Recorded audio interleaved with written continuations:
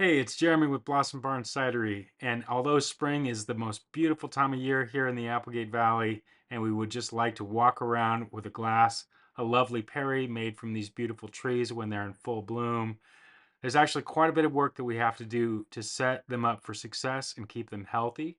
So this video is going to highlight those things. We do some vegetation management, and we also protect them from fire blight. You can see here on the left, there's a bunch of young trees, and that's because that whole block of older trees contracted fire blight and I had to take them out.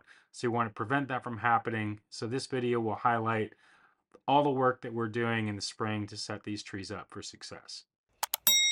It's the first 80-degree day here, and there's still some weeds and mowing that I'm behind on.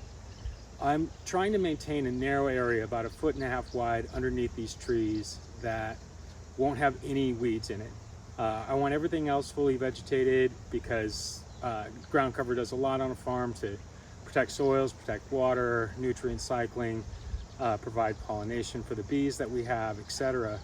But right underneath the trees, I want to reduce the disease vectors. There's a lot of insects that will come up from the ground and get on the trees.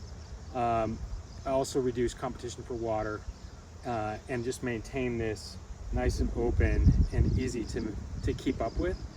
I find that once I have this cleared in the spring, if I work on it for 15 minutes a day when I'm out here with the dogs, I can pretty much keep up with all of the weeding. I'm using a narrow tipped digging shovel here that really prevents me from doing much damage to the roots of the trees because it just has one point of contact. Tossing all the weeds out into the center that I'll mow over the top of to break them down. I'm not really worried about some of these water suckers that are on the base of the trees. I will trim those off later, but because the trees are so susceptible to fire blight now, I don't want to create another potential entry for that disease to get into the trees.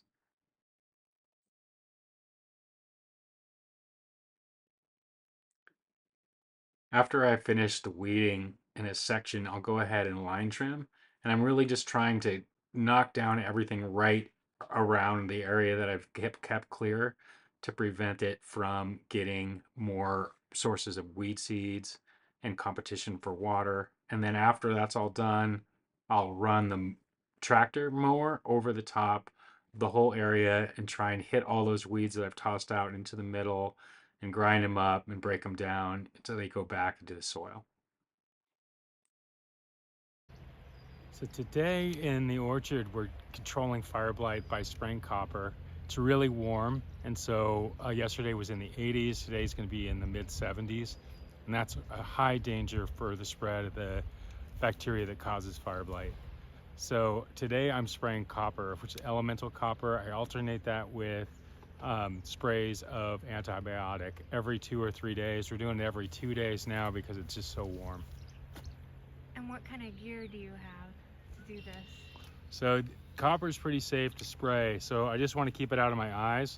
So I have these tinted sunglasses that wrap around, and because this sprayer is gas, I wear some protection for my ears.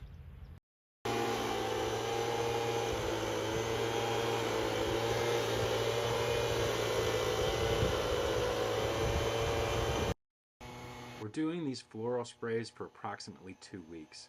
We start as soon as the earliest varietals have their flowers fully open, and we stop when the latest varietals, the last flowering varietals, are losing most of their petals. Hope this was helpful for you and your orchard. Hope you're having a great time this spring taking care of these incredible trees. Put any comments you have, any questions in the comments, give a subscribe, and thanks so much. Cheers.